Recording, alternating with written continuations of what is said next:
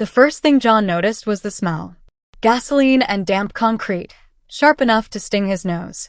When he opened his eyes, the light above him buzzed weakly, casting everything in a sickly yellow haze. His hands were bound behind his chair, his feet tied to the legs. He shifted, testing the knots. Tight. Whoever tied him knew what they were doing. Across the room, two men leaned against a wall, watching him like he was some specimen under glass. One of them lit a cigarette, exhaling a lazy curl of smoke that drifted toward the ceiling. John swallowed hard, forcing himself to stay calm. Panic wouldn't help. He'd survived worse storms in his life. But this storm had a name. Marco. The sound of footsteps echoed before the man himself appeared. Marco moved with the kind of casual confidence that came from years of power, the predator who never doubted he was the one in control. He wore a tailored jacket, dark, immaculate, as though even blood would hesitate to stain it. His eyes, cold and amused, landed on John. "Mr. Harris," Marco said smoothly, spreading his arms as if greeting an old friend. "I'm so pleased we could finally meet." John clenched his jaw. "Cut the act. You dragged me here. Say what you want." Marco's smile widened. "Direct. I like that." He strolled closer, circling the chair. "You have something of mine. A little black book. Ledger, to be precise. I'd very much like it back." John met his gaze. "Then you dragged me here for nothing." "I don't have it." Marco leaned down, his face inches from John's. "Careful. Lies bore me. And bored men do reckless things." He snapped his fingers. One of the guards stepped forward, driving a fist into John's ribs. Pain exploded through his chest. John coughed, his body jerking against the restraints. But he didn't give Marco the satisfaction of a scream. When he caught his breath, he forced a smirk. "If beating up old men is your idea of fun, you must be very lonely." Marco chuckled, slow and genuine, as though John had just told a particularly clever joke. Then, with a sudden shift, his expression hardened. "Don't play the hero, John. You're not the one I want to hurt." The implication was clear. "Jessica." John's stomach twisted, but he kept his voice steady. "Leave her out of this." Marco tilted his head. "I can't. You see, Jessica made herself useful. She brought the ledger to me without even realizing it. And now, because of her, you're in this chair." John's mind raced. If Marco thought Jessica had brought it to him, then maybe, just maybe, the book wasn't in his hands yet. That was good. That meant there was still time. He forced a shrug. "If she gave it to you, why am I here?" Marco's eyes narrowed, the first crack in his perfect mask. He straightened slowly. "Because I don't have it yet. Which means you do. And I always collect what's mine." He motioned to the guards. "Loosen him up. He'll talk soon enough." The men moved forward, cracking knuckles, ready to oblige. But before the first blow landed, Marco raised a hand. "Wait." He crouched down again, his voice almost gentle. "I'll give you one chance, John. Hand me the ledger, and I'll let you walk out of here. Alive. You have my word." John's lip curled. "Your word? Forgive me if I don't find that worth much." Marco smiled again, patient, infuriating. "Then consider the alternative. Pain. Weeks of it. Until you beg me to stop. And when you finally break, and trust me, everyone breaks, I'll still take the ledger. Only difference is your daughter-in-law will be next. And then your son. And then," his smile sharpened, "your granddaughter." John's blood ran cold. "Granddaughter?" Marco's grin widened. "Oh yes. You didn't think I'd forget Kate, did you? Sweet, gullible Kate. She talks more than she realizes." Rage surged through John like fire. He strained against the ropes, his face reddening. "You stay away from her." Marco only laughed. "Now that got a rise out of you." He straightened, brushing invisible dust from his sleeve. "We'll give you some time to reconsider. Think about who you're willing to lose." He turned, walking toward the door. Just before leaving, he looked back, his eyes gleaming. "Tick-tock, John. The clock is already running." The door slammed shut. The room fell silent again, save for the buzzing light and John's ragged breathing. His ribs ached, his wrists burned from the rope, but his mind was sharper than ever. Marco thought he could scare him into breaking. He thought age made him weak. But John had lived through worse than fear. He closed his eyes, forcing himself to focus. The ledger wasn't lost. Not yet. He just had to keep Marco believing he still had it, long enough for Jessica to figure out the rest. Because if there was one thing Marco didn't understand, it was that Harris men didn't break. Not for him. Not for anyone.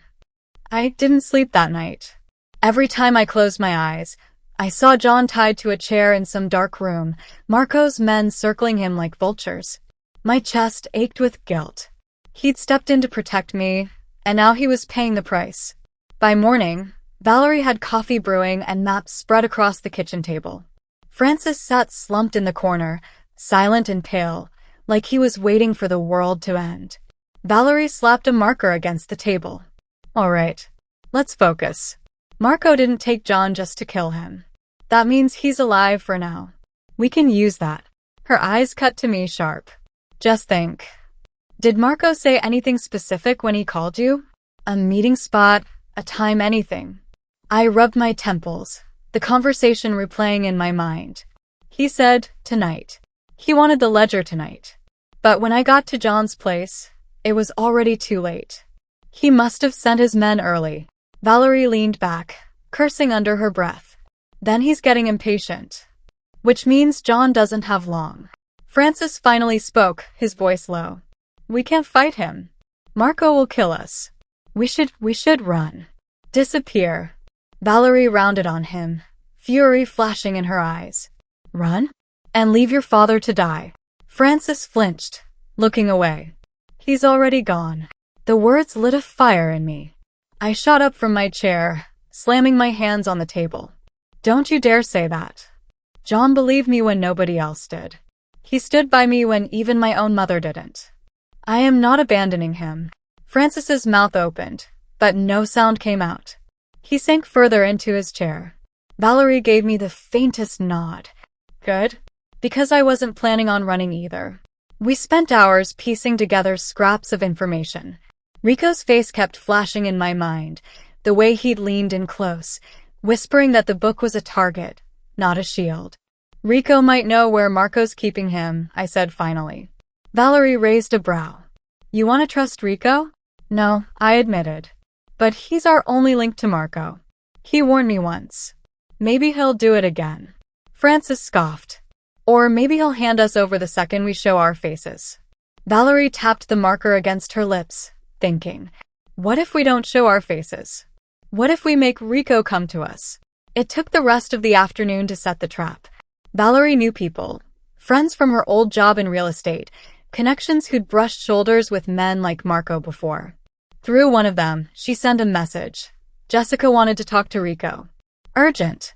We picked the location carefully, an abandoned diner off Route 47, half burned down years ago. Open enough that Rico couldn't surround us with Marco's men, but secluded enough to draw him in. By dusk, my nerves were frayed to the edge. I kept picturing Marco's voice on the phone, calm and cold. Time is running out. If Rico didn't show, we'd lose precious hours. If he did, we might lose our lives. We arrived just as the last of the light was fading. The diner looked like something out of a nightmare. Windows shattered, roof half collapsed, weeds growing through cracks in the parking lot. Valerie parked a block away, and we walked the rest. My hands trembled as I gripped the strap of my bag, inside of which I'd stuffed every scrap of evidence I still had, Francis's fake signatures, the forged apartment sale, even the plane tickets with Kate's name on them. If this went bad, at least I wouldn't go down empty-handed. We waited inside the husk of the diner, shadows swallowing us whole. 10 minutes. 15. 20. Then headlights cut across the lot. A single car. I held my breath as the engine cut off. The driver's door opened, and Rico stepped out. He moved cautiously, scanning the lot, one hand in his jacket pocket. He hadn't brought backup, or at least, none we could see. When he spotted us, he smirked. You really don't know when to quit, do you? Valerie stepped forward, her stance firm. We don't have time for games, Rico. Marco has John. Where is he keeping him? Rico chuckled, shaking his head. You think I can just tell you that? Do you know what Marco would do to me if he found out I cut him off? He'll do worse to you if John doesn't make it out alive. You said it yourself, the ledger's a target. Marco doesn't trust anyone. You think he'll let you walk once he has it? For the first time, Rico's smirk faltered. Silence stretched. Then he sighed, glancing around the lot before lowering his voice. There's a warehouse. Old shipping yard by the docks. That's where he takes people he wants to persuade. My heart lurched. John's there? Rico's eyes flicked to me sharp. If he's still breathing, yes. But you didn't hear it from me. And if you're smart, you'll stay far, far away. Valerie's jaw tightened. Not an option. Rico gave her a long look, then muttered a curse under his breath. You two are going to get yourselves killed. He turned to leave. I called after him. Rico, why warn me at all? Why not just let Marco crush me? He paused at the car door. For a moment, I thought he wouldn't answer. Then, without turning back, he said softly, because once I was where you are. And nobody warned me. The engine roared to life, and he was gone. The lot fell silent again, but my pulse was hammering. We had a location. Valerie looked at me, her eyes fierce. All right, Jess. Now we know where John is. The only question is, how the hell are we going to get him out? And that was when I realized, finding John was only half the battle. The real fight hadn't even begun. The ride back from the diner was dead quiet. Valerie drove, her eyes locked on the road, knuckles white against the wheel. Francis sat in the back seat, staring out the window like a man who wished he could vanish into the night. Me? I couldn't stop replaying Rico's words. Old shipping yard by the docks. That's where he takes people he wants to persuade. I pictured John there, bound, bruised, alone. Every second we wasted was another second Marco chipped away at him. Finally, I broke the silence. We go tonight. Valerie glanced at me in the mirror, her expression unreadable. Just think this through. We don't know how many men he's got there. We don't know the layout. We rush in blind, we don't come out. I shook my head. If we wait until morning, John might not come out. Back at Valerie's, we spread what little we had across the table again. Maps of the docks, flashlight batteries, a single can of pepper spray Valerie found in a drawer. Francis hovered uselessly until Valerie snapped at him. Either help or get out. He bristled. And do what? Bring a knife to a gunfight? Marco's men will eat us alive. I slammed down the map. Stop. You keep talking like we're already dead, but we're not. Not yet. John is still alive, and I'm not going to sit here while you write his obituary. Francis's face twisted, guilt flickering in his eyes, but he didn't argue. Valerie leaned forward, tapping the dock map. There's only one way this works. Stealth. We can't storm in, so we slip in. Get John. Get out before Marco even knows we were there. Fine, I said. But how? Valerie smirked faintly. Lucky for us, I used to sell a few properties near those docks. Most of the warehouses have old service tunnels underneath. Maintenance shafts. If we're lucky, this one does too. I stared at her. You're saying we crawl through a tunnel to break into Marco's fortress? Her smirk widened. Exactly. Francis groaned. This is insane. Valerie shot him a glare. You got a better plan, golden boy? He had nothing. We scavenged what we could. Valerie pulled a crowbar from her garage, muttering something about break-ins during her realtor days. I grabbed duct tape, rope, anything that could serve as a makeshift tool or distraction. It felt ridiculous, like children playing soldier, but it was all we had. The one thing we did agree on was this: Francis wasn't coming. No way, I said firmly. You've been on Marco's leash for months. He sees your face, he won't hesitate. You'll blow our cover. For once, Francis didn't argue. He just lowered his eyes, shame dripping from his silence. When Valerie and I stepped out the door, he didn't follow. The docks were a graveyard by night. Rusting cranes stood frozen against the moonlit sky. The water slapped gently against wood pilings, carrying the faint stench of oil and salt. Most of the warehouses looked abandoned. Broken windows, roofs caved in, but the one Rico mentioned stood apart. A faint light glowed through cracks in its walls. A black SUV idled nearby, two men smoking against the hood. My stomach dropped. This was it. Valerie crouched beside me behind a stack of shipping containers, her voice barely above a whisper. All right. Service tunnels are our best shot. If Rico wasn't lying, it should run under the far side of the building. I nodded, gripping the flashlight in my bag like it was a weapon.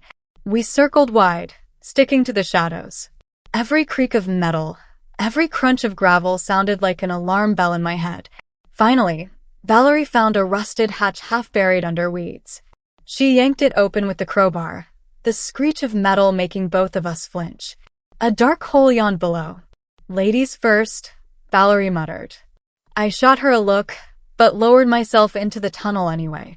The air inside was damp and choking, filled with mildew. Cobwebs brushed my face as I crawled forward, knees scraping against cold concrete. Valerie followed close behind, muttering curses under her breath. The tunnel twisted, narrow and endless, until finally light. A grate above us glowed faintly. Voices drifted through. We were directly beneath the warehouse. I pressed my ear to the grate, heart pounding. He'll talk soon enough, a voice said, muffled but sharp. Marco. My blood ran cold. Valerie's eyes widened as she met my gaze. She'd heard it too. I forced myself to steady my breathing. John was alive. He had to be. The tunnel branched left, leading to a ladder that climbed toward a small maintenance hatch.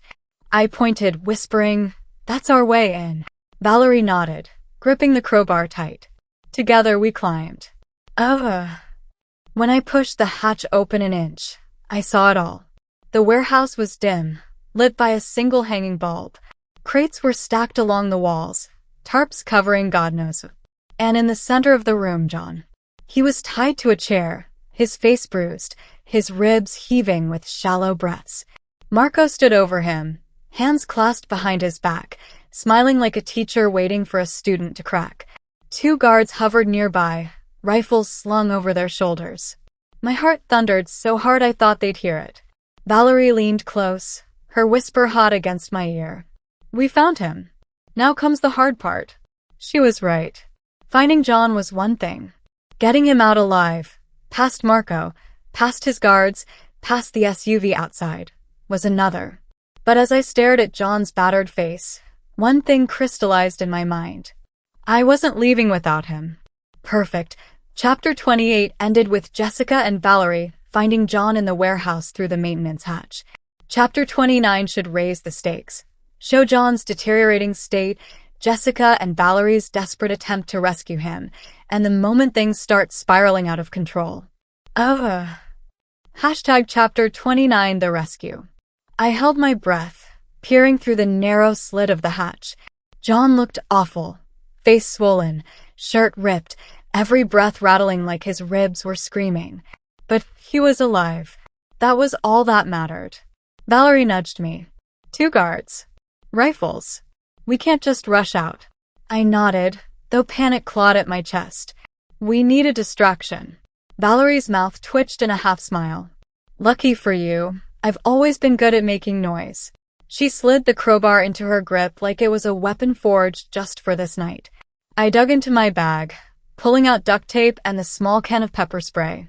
Not much against guns, but better than nothing. Below us, Marco paced slowly in front of John, his voice dripping venom. You're wasting my time, old man. Give me the ledger, and this ends. John coughed blood onto the floor, but somehow managed a defiant smirk. If I had it, I'd burn it before handing it to you. Marco's jaw tightened. He crouched close, whispering something I couldn't hear, but I saw the way John's face hardened, the flicker of fear he fought to hide. My stomach turned. We couldn't wait. I mouthed to Valerie now. She nodded, then slipped past me, crawling down the ladder. I stayed low, sliding the hatch open just enough to watch. She crept behind a stack of crates, then hurled a metal pipe across the room. It clanged against the far wall, echoing like a gunshot. The guards jerked their heads toward the sound. One muttered something and went to check it out, rifle raised. Valerie gave me the signal. I dropped silently from the hatch, landing behind another crate. My heart hammered so loud I was sure it would give me away. Marco hadn't moved. He still stood over John, smiling faintly, though I noticed his eyes flick toward the sound too. This was our chance. Valerie lunged out, swinging the crowbar hard. It connected with the first guard's head with a sickening thud. He crumpled instantly, his rifle clattering to the floor. The second guard spun, raising his weapon. "Hey!" I shouted, jumping from cover. He hesitated just long enough for me to blast him with the pepper spray. He roared in agony, clutching his face. Valerie didn't hesitate. Another swing, and he was down. For a heartbeat, silence. Then Marco clapped. Slow. Measured. Well, look who decided to join us. I froze. Marco's eyes were locked on me now, that awful calm smile still plastered on his face. Jessica Harris, caught red-handed. Valerie stepped between us, crowbar raised, but Marco didn't flinch. You really think you can waltz in here with a stick and some hairspray and beat me? Adorable. Shut up, I snapped, moving to John. I dropped to my knees, ripping at the ropes binding his wrists. His skin was raw, bruised deep purple. Jess, his voice was hoarse, barely a whisper. You shouldn't have come. Too bad, I muttered, my hands shaking as I worked. Marco took a step closer. I have to admit, you're resourceful. But you're also predictable. You think bravery makes you untouchable. He tilted his head. It doesn't. Behind him, I saw movement. The first guard, Valerie's victim, was groaning, trying to push himself up. Val! I hissed. She spun, but not fast enough. The guard lunged, grabbing her arm. They struggled, the crowbar clattering out of her grip. I ripped at John's last knot. It gave way, and his hands fell free. Come on, I urged, pulling him up. But John stumbled, his body too broken to move quickly. Marco's eyes gleamed. This ends now. He pulled a pistol from inside his jacket. Time slowed. Valerie screamed, ramming her knee into the guard's stomach and diving for the crowbar. I shoved John behind me, raising my tiny can of pepper spray like it was a shield. Marco leveled the gun. His finger tightened on the trigger. Then, a deafening crack split the air. The window behind Marco shattered. For a split second, Marco froze, glancing toward the source. Another shot rang out, sparking against the floor at his feet.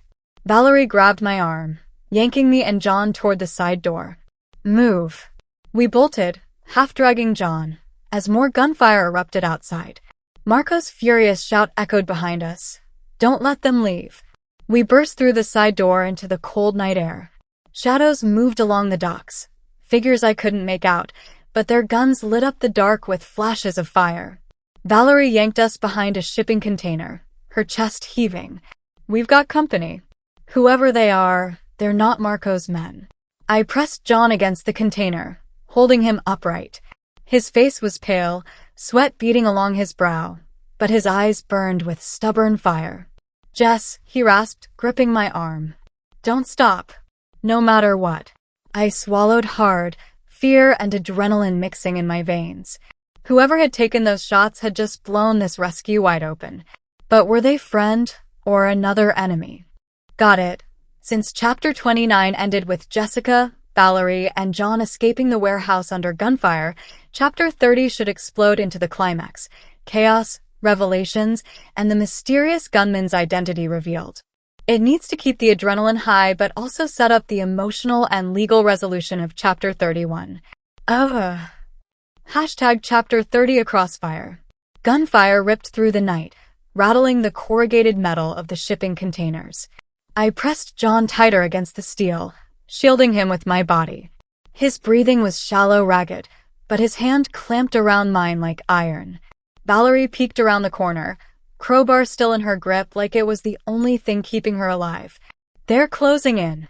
I heard boots pounding against the concrete, shouts in the distance, then another crack of a rifle. One of Marco's men screamed. I swallowed. Whoever was shooting, they weren't aiming at us. Jess, John croaked, tugging weakly on my arm. That's not his crew. I nodded, but my mind was racing. If not Marco's, then who? A shadow slipped from the darkness, crouching behind a crate 20 yards away. The figure lifted a rifle again, sighted carefully, and dropped another one of Marco's men with a clean shot. Then slowly, he lowered his weapon and turned his head toward us. The light from a distant lamp caught his face. Francis. My heart stopped. Oh. Valerie stiffened beside me. Oh hell no. I wanted to scream, cry, laugh. I didn't know what to do. After everything he'd done, why was he here? Why was he shooting Marco's men? Francis raised a hand in a wordless signal move. John muttered something I couldn't catch, his body trembling, but his eyes narrowed with recognition. We didn't have time to debate. Marco's furious roar echoed from inside the warehouse, followed by more footsteps. Valerie gritted her teeth. We don't have a choice. She hooked John's arm over her shoulder, and together we stumbled toward Francis. When we reached him, Francis covered us with his rifle, firing another controlled burst. Keep your heads down, he barked. His voice was cold, urgent, but not cruel. Not this time. I hissed through clenched teeth. Why are you here? Francis didn't look at me. His eyes stayed fixed on the chaos ahead. Because Marco doesn't leave survivors. And as much as I hate to admit it, that includes you. Valerie snorted. Wow. Touching. The cheating husband saves the day. Francis ignored her. He motioned toward the pier. Boats waiting. We move now. We scrambled forward, crouched low.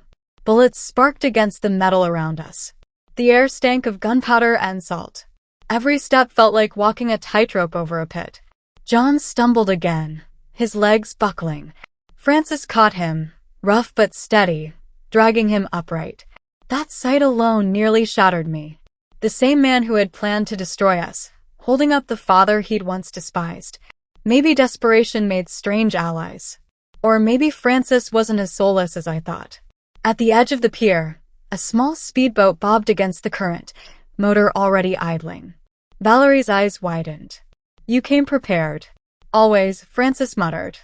We piled in, ducking low as he shoved the boat off the dock. Bullets chased us, slapping against the water. But then the engine roared, and the pier began to shrink behind us. I dared to breathe again. For a moment, the only sound was the chop of the waves and John's strained breaths. Then Francis spoke. I know you don't trust me. You shouldn't. But Marco's bigger than any of us. If we don't finish this, none of us walk away.